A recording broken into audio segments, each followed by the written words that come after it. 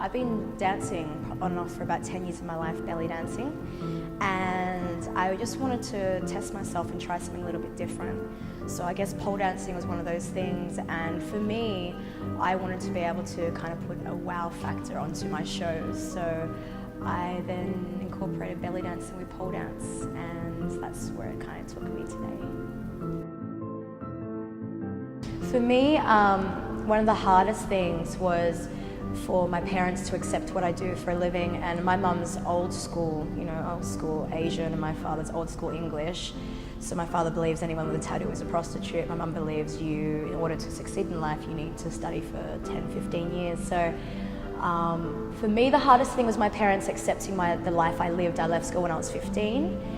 And I started surfing. I left school to become a professional surfer, which then ventured into belly dance, which then ventured into me doing what I do now. So they never supported me for years and years and years, about 10 years or something. And only once they actually saw what I did for a living, and they knew that I can support my life and what I want, and I'm doing what I want through this business and dancing, that they finally accepted me for who I am and for what I do, which is the biggest thing, is my parents accepting me, because we all kind of want that. For me, like when I teach, I think dancing is definitely about the feeling. For me, dance is the hidden language of the soul, do you know what I mean?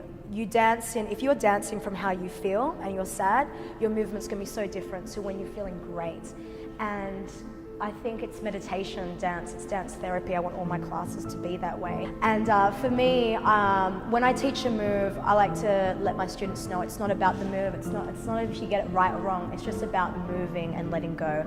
And what most people don't realize is when they watch and they dance and they just let go, naturally they will eventually get that move, because the more you think about something, it's never gonna happen. So in my classes, it's definitely not something I focus on moves and that's right and that's wrong, except for, of course, with certain things on pole, because I don't want them to break their wrists or anything like that. But it's definitely about the feeling, everyone expressing themselves and how they feel, letting go, dancing for yourself, not thinking about it, whether it's right or wrong, who cares? Just have fun. That's really important to me. And work out at the same time. Make sure there's a bit of sweat on your body as well. I would have to say to someone that wanted to give it a go and was maybe too scared,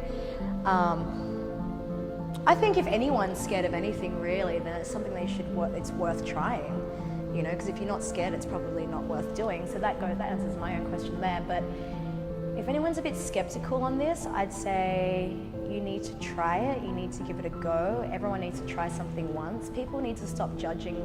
People need to stop living such a closed life. And it's all about getting out there and trying something new and taking yourself outside of your comfort zone.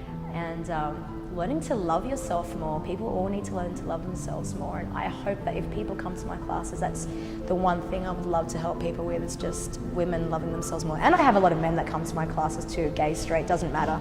So men, women, obviously young 16-year-olds, anyone can come to my class, and I just hope that if they do, they have a great time and they come back.